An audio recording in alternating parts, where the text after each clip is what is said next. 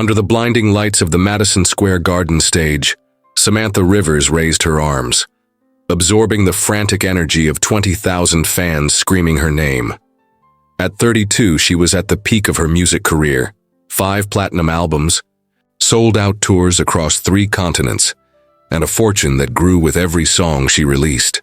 With her vibrant red hair and irreverent attitude, Samantha had conquered the American music industry on her own terms, rejecting conventions, defying norms, and increasingly mocking everything she considered outdated, especially religion.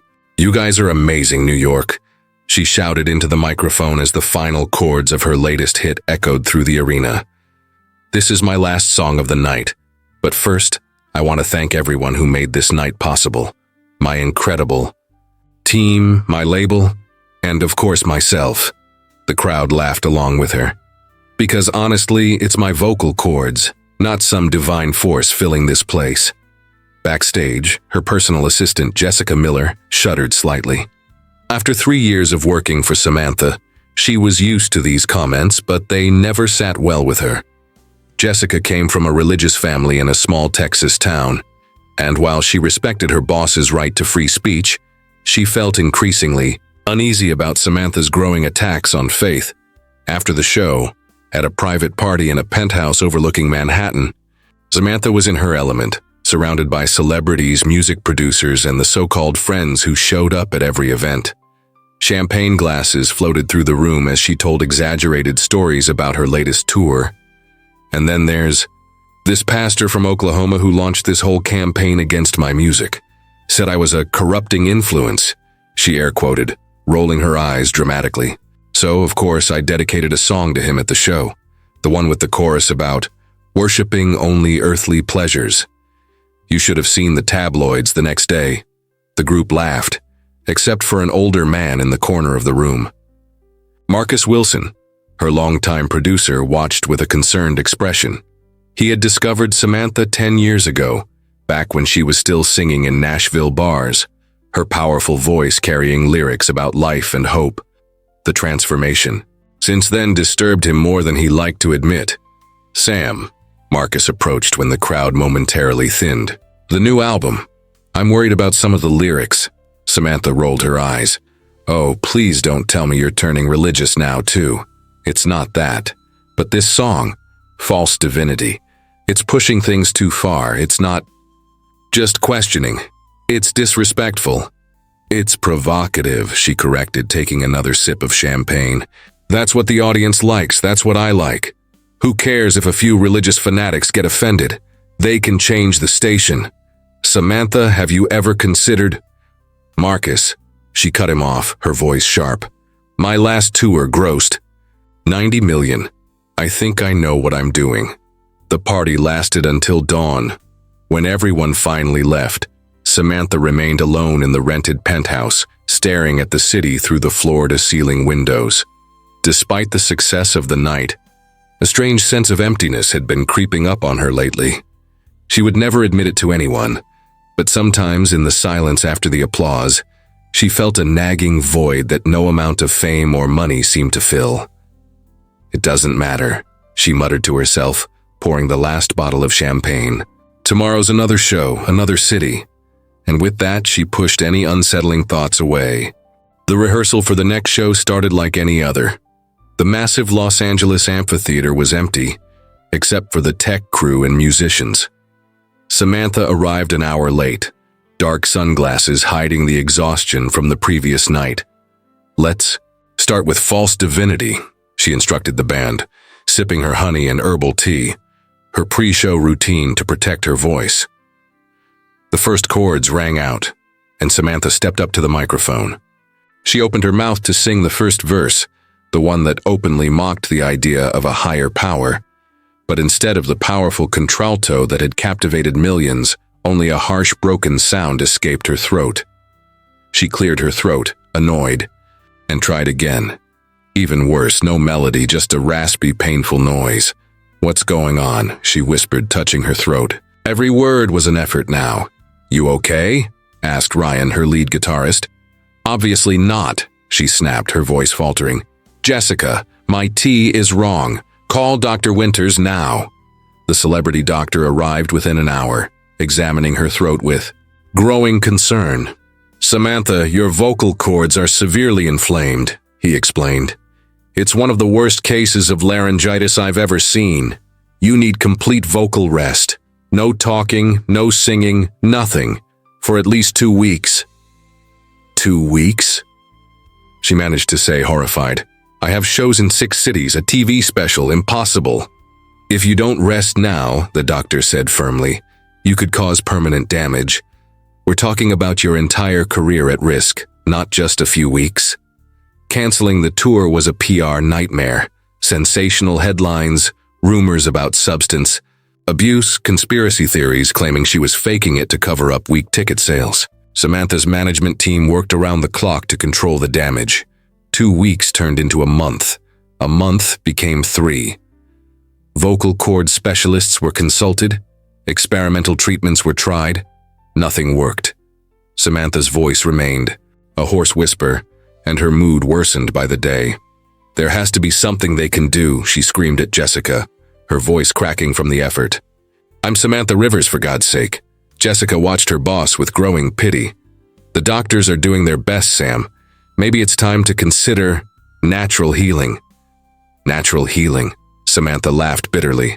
"What's next? Prayers and positive thoughts? Crystals and energy? I don't have time for that crap." But time was exactly what Samantha had now. Time and silence. Weeks turned into months, and her empire began to crumble. The record label, initially sympathetic, started applying pressure. Her contract had specific productivity clauses. No new music, no tours, and the machine would stop. "We need to discuss options," Marcus said in a tense meeting 6 months into the crisis. "The label is considering invoking the force majeure clause." "They can't do that," Samantha whispered, her eyes widening in panic. "My career, my rights, everything I built. They can and they will. Business is business, Sam. You know that better than anyone." The news of the contract termination leaked to the press the next day. And just like the stage lights fading after a show, Samantha's fame started to dim. The event invitations stopped. The phone rarely rang. The so-called friends disappeared, moving on to the next rising star. On a particularly dark night, nearly a year after losing her voice, Samantha sat alone in her Malibu mansion. Jessica had quit weeks earlier, unable to handle the increasingly frequent outbursts. The empty wine bottles scattered around the house told the story of the past few months. In a fit of self-destructive rage, Samantha grabbed her phone and scrolled through her own old music videos. There she was, powerful and confident, mocking everything and everyone, especially any notion of a higher power. "Where's your God now?" she had sung at her last show with that signature arrogance. The irony was too bitter to ignore. Throwing the phone against the wall in frustration, Samantha finally did something she hadn't done since she was a child. She cried. Not the self-pitying tears of before, but deep sobs from a place of total loss. No voice, no career, no friends, no direction. She had lost everything. The next morning, Samantha woke up on the couch, her head pounding. The silence of the house was oppressive. Moving mechanically, she dragged herself to the kitchen to make coffee, turning on the TV just to have some background noise. A local Sunday morning show was featuring a community choir from a church in downtown Los Angeles. She was about to change the channel when something in the singer's expressions stopped her. It wasn't just the perfect harmony or the lyrics. It was the pure, genuine joy on their faces, something she hadn't seen on her own face in a very long time. An inexplicable impulse made her grab her car keys. Dressed casually, with sunglasses and a baseball cap to avoid being recognized, though few would care now, she drove downtown, following the address that had briefly appeared on the screen. First Community Church was a modest building tucked between a laundromat and a convenience store. Nothing like the lavish megachurches she had mocked in interviews. Samantha stood in the back during the service, watching with a mix of skepticism and curiosity. The choir she had seen on TV performed again, their voices rising in perfect harmony. Something in the music struck a deep chord within her, not as performer, but as a listener. For the first time in a long while, she wasn't thinking about herself. When the service ended, Samantha tried to slip out unnoticed, but an older woman approached her. "First time here?" she asked kindly. Her name tag read, "Eleanor Music Ministry." Samantha nodded, not trusting herself to speak. "Well, you're very welcome here. We're always looking for new voices in the choir if you're interested." The bitter laugh that escaped Samantha's throat came out as a painful sound. I can't sing," she whispered. Eleanor tilted her head, her eyes warm. "Honey, everyone can sing in some way. Not everyone has to be a soloist. Sometimes it's about being part of something bigger than yourself." "You don't understand," Samantha insisted, frustration rising. "I was a singer, a professional, and I lost my voice." Recognition flashed across Eleanor's face. "You're Samantha Rivers." Bracing for the usual reaction, shock, judgment, or worse, pity, Samantha was surprised when Eleanor simply smiled wider. "Well, then you definitely should come by our Wednesday rehearsal, even if it's just to listen. Sometimes music heals in ways medicine can't." Against all logic, Samantha showed up that Wednesday, and the next week, and the one after that. She didn't sing, she couldn't, but there was something comforting about being surrounded by music without the pressure of being the star.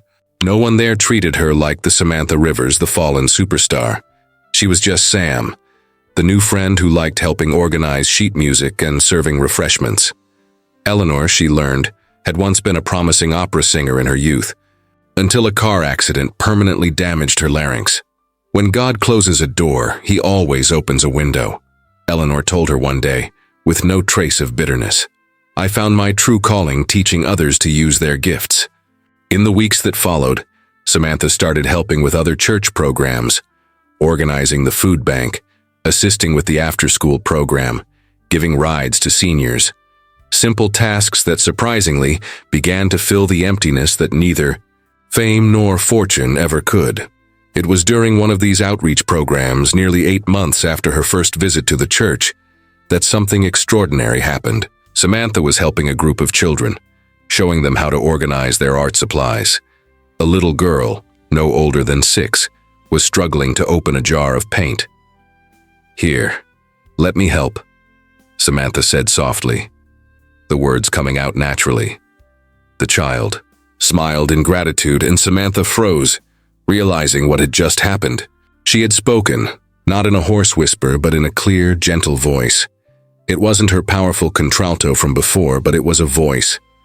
That night, her heart pounding, she sat at the piano in the church's empty music room. Her fingers found the chords of an old gospel song she had heard the choir rehearse. Hesitantly, she let a few soft notes escape her throat. The voice was different, lower, gentler, with a quality she had never had before. But it was there.